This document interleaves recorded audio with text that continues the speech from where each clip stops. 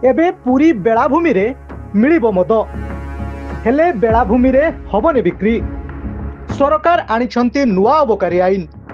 Tetra pack 2014 रु होइथिबा अबकारी policy रे अछि। जदि कोनोसी भेंडर किंबा कंपनी चाहिए तेबे सेमाने टेट्रा पैक करि परिबे।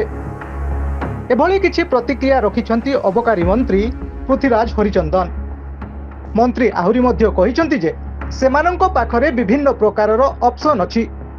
सेमाने केउटाकू ग्रहण करिवे ताहा तांको उपरे निर्भर करे। तेबे एहाकू नेई कांग्रेस बर्षिछि।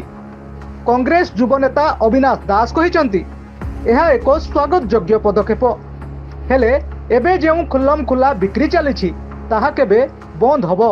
आज आईन मंत्री जो विवृत्ति देले अत्यंत स्वागत योग्य पदक्षेप गोटे देले आमे याको पूरा हृदय स्वागत करछु।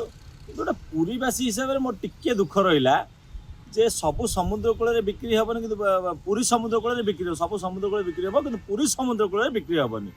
एटा भी बहुत भल कथा। पुरी समुद्र कूल बिक्री हेबनी कि जोटा बिक्री होउची सेटा कोन करा जिवो। सही परी आम आदमी पार्टी कहिछि जे पुराना सरकारको पदक्षेप को आउ 2-3 पाद आगकू नैछि एही सरकार। विषय को नहीं कि एही सरकार कहिथिला जे एला मद बंद करिवो। तेणु करी मद बंद कौन करिवे उल्टी ये तो पुराना सही पुराना सरकार जो योजना थिला ये ताको आहुरी 2-4 कदम आगकू नहीं गले। मद कुड़िया करवा योजना रे वर्तमान पैका समुद्र कूल नदी नाल सब जगह वर्तमान मद कुड़िया नारे बिक्री हो।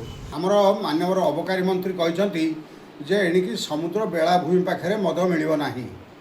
आम पुरी सहर अधिवासी यही परिप्रेक्षी में आम स्पष्ट कहीदेक चाहूँ अतीत में पुरी और चंद्रभागा जो मद कुड़िया हो बोली सरकार निष्पत्ति ग्रहण करते ता विरुद्ध रे आंदोलन तेजी थिला।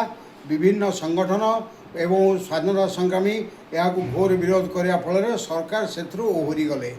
बर्तमान जदि कहते समुद्र कूल मद दुकान हेब ना मु भल भाव जाने जे पुरीर समुद्र कूल 10टारू अधिक मद दुकान रहिबा सह से पाखरे रहितबा प्रत्येक होटेल में मद बार रही।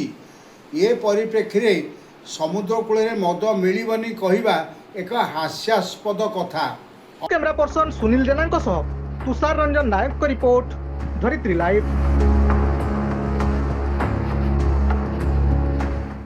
एई भिडियोटी आपनकु केमिति लागिला कमेंट करि जणांतु। धरित्री लाइव रो यूट्यूब एवं फेसबुक चैनल को सब्सक्राइब करंतु। अधिक खबर पई लॉगिन करंतु www.dharitri.com।